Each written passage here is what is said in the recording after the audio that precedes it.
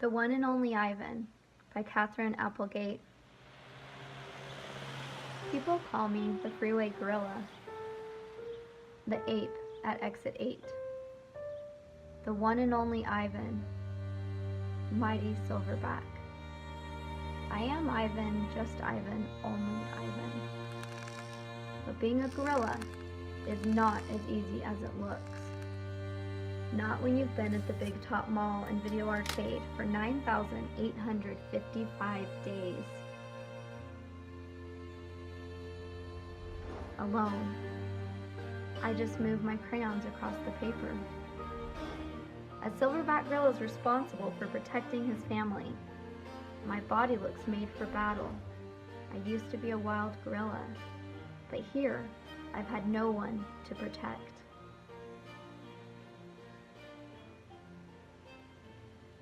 Until now. When a baby elephant named Ruby arrives, it's up to Ivan to make a change for the better. Hi class, this is Ellen. I'm doing my presentation on the middle grade chapter book, The One and Only Ivan, that's written for ages 8 to 12. I'm going to use the biographical nonfiction criteria to evaluate it. Is it accurate?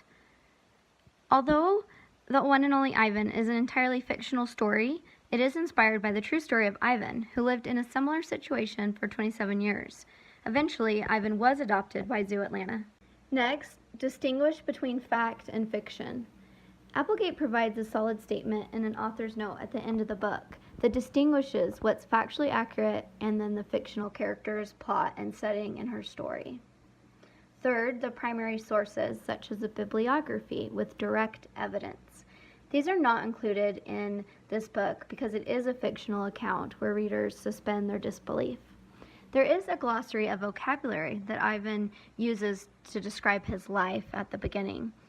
A unique benefit of biographical fiction is it inspires readers to want to learn more about the true story behind the fictional book. There's a companion picture book now that has real photographs of the true life of Ivan by the same author. Photographs and illustrations. The visuals in the book are illustrated sketches by Patricia Castalio based on the fictional account that Applegate's created. So it's not real animals in the real setting. So what makes this Newbery Medal worthy good literature? The story is written in first person from Ivan's point of view. This is a good choice because it conveys his personality and emotions, intelligence, making him a three-dimensional character.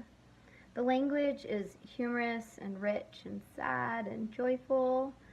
Applegate utilizes all the elements of good literature, including she employs multiple crucibles with all the leading cast of characters. A crucible is where the main protagonist is in a confined space, and the story arc waxes and wanes, creating a perfect shape. Ivan hits a low point for his quest to secure a happy future for Ruby, but the reader is left not knowing if Ivan has sacrificed his own happy ending. The subject is a true story, so it creates a very strong central premise. Also, the subject matter, it addresses relevant issues such as the animal treatment in captivity. So it's a great book for animal rights activists. And children will understand that humanity extends to all life, including animals and nature. And another central theme in the subject is the importance of art in our own life to convey meaning and initiate positive social change. So the reader can see how Ivan evolves, so there's character growth. Another excellent aspect of this biographical fiction is teachers can easily use extension activities in the classroom, like creative writing prompts and the nonfiction informational text elements. This book appeals to children readers because it makes a connection with the joys and sorrows of Ivan's life with each person's human experience.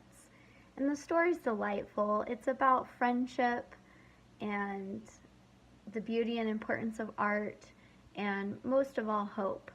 I recommend this book. It is beautiful and inspiring biographical fiction. The story has heart and humor and is a timeless contribution to kids lit.